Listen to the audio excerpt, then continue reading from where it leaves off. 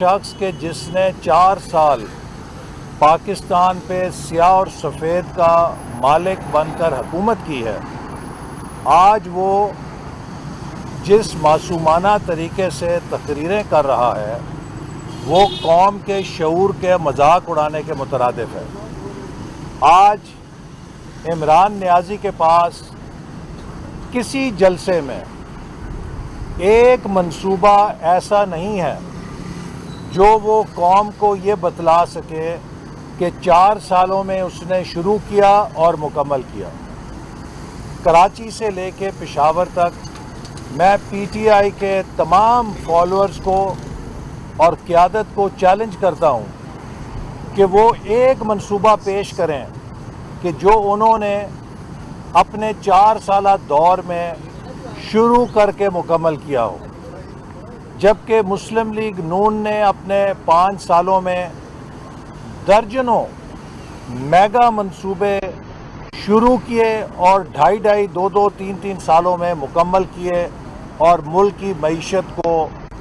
اس میں ترقی دینے کے لیے، اسے بڑھانے کے لیے وہ منصوبے مددگار ثابت ہوئے۔ لیکن عمران خان نے 4 سال جھوٹے مقدمے بنانے میں، گالیاں نکالنے میں، پگڑیاں اچھالنے میں ضائع کر دیے، اور اب وہ حقیقی آزادی کا چیمپئن بن کے قوم کو ایک ایسا چورن بیچ رہا ہے جو کسی عقل مند کی سمجھ میں تو نہیں آ سکتا۔ عمران خان یہ بتائے کہ جس حقیقی آزادی کا وہ دعویٰ کرتا ہے، وہ حقیقی آزادی اس وقت کہاں گئی تھی جب وہ آئی ایم ایف کے سامنے سرنڈر کر رہا تھا؟ عمران خان کی حقیقی آزادی کہاں گئی تھی جب بھارت کی حکومت نے، وزیر اعظم مودی نے کشمیر کے اوپر یک طرفہ طور پہ کارروائی کر کے مقبوضہ کشمیر کی متنازع حیثیت کو تبدیل کرنے کی کوشش کی؟ عمران نیازی کی غیرت اور حقیقی آزادی اس وقت کہاں گئی تھی کہ جب سی پیک کے منصوبوں کو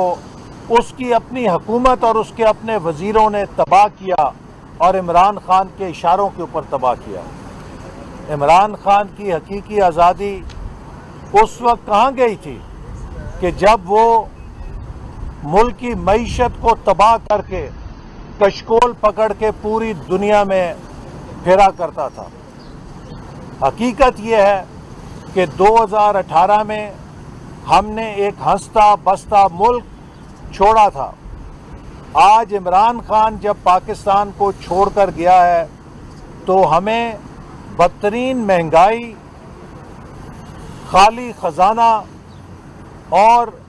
معاشی بدحالی ورثے میں ملی ہے، جسے ہم نے الحمدللہ چیلنج سمجھ کے قبول کیا اور اس میں کامیابی کے ساتھ آگے بڑھ رہے ہیں۔ اور اب ہمیں ایک اور آفت کا سامنا ہے۔ ملک میں بدترین بارشوں سے اور سیلابوں سے تباہ کاری ہوئی ہے، جو ہمارے تاریخ کی سب سے بڑی تباہی ہے۔ یہ سیلابوں کی تباہی کم ہو سکتی تھی اگر عمران خان 4 سالوں میں اس فلڈ پروٹیکشن پروگرام پہ عمل کرتے جسے 2017 میں کاؤنسل آف کامن انٹرسٹ نے منظور کیا تھا۔ اگر اس پہ آدھا کام بھی ہوتا تو آج اس تباہ کاری کی شدت کو کم کیا جا سکتا تھا،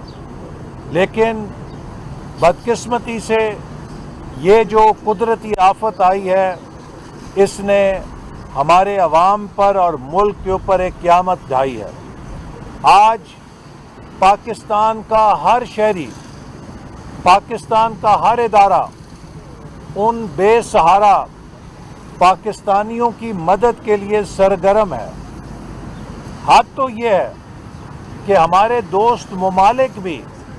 چین سے نہیں بیٹھ رہے، چاہے وہ چین ہے، چاہے وہ ترکی ہے، چاہے وہ یو اے ای ہے، چاہے وہ امریکہ ہے، چاہے یورپین یونین ہے، چاہے وہ دیگر دوست ممالک ہیں، چاہے وہ جی سی سی کنٹریز ہیں، چاہے وہ دیگر ممالک ہیں، سب کے امدادی قافلے آ رہے ہیں اور ان کے مشن آ رہے ہیں تاکہ وہ پاکستان میں تباہ کاری کا جائزہ لیں اور اس میں پاکستان کی مدد کریں۔ لیکن عمران نیازی اس قیامت کی گھڑی میں بھی اپنی سیاست چمکانے کی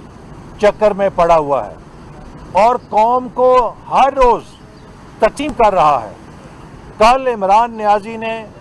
جو مسلح افواج پہ حملہ کیا ہے، میں سمجھتا ہوں کہ ایسا حملہ کبھی پاکستان کے کسی دشمن نے نہیں کیا ہے۔ عمران نیازی نے پاکستان کی مسلح افواج کے میرٹ کے نظام کو، جس میں ترقی اور ترقی دینے کا ایک میرٹ کا نظام ہے جسے پوری دنیا میں تسلیم کیا جاتا ہے، عمران نیازی نے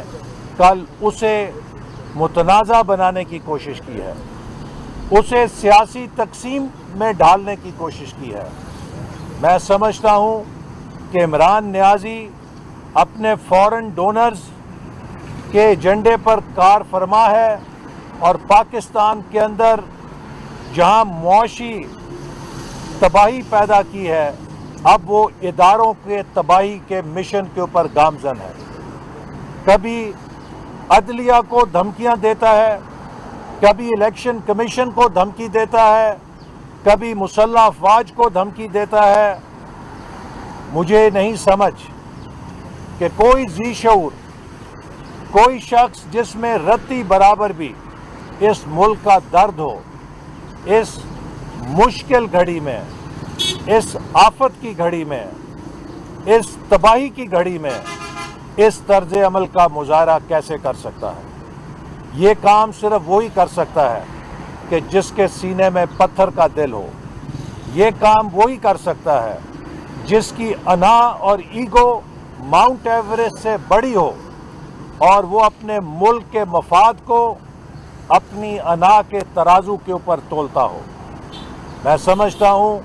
کہ وقت آ گیا ہے کہ عمران نیازی کا حساب لیا جائے۔ اس نے پچھلے 10 سالوں میں جو چھوٹ ملی ہے اس کا بہت فائدہ اٹھایا ہے، دونوں ہاتھوں سے کرپشن کی ہے، ملک کے آئین اور قانون کو توڑا ہے، ملک کے اداروں کو بے توقیر کیا ہے، اور اب وقت ہے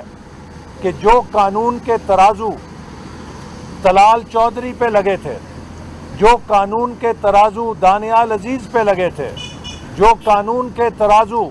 نہال ہاشمی پہ لگے تھے، جو قانون کے ترازو یوسف رضا گیلانی پر لگے تھے،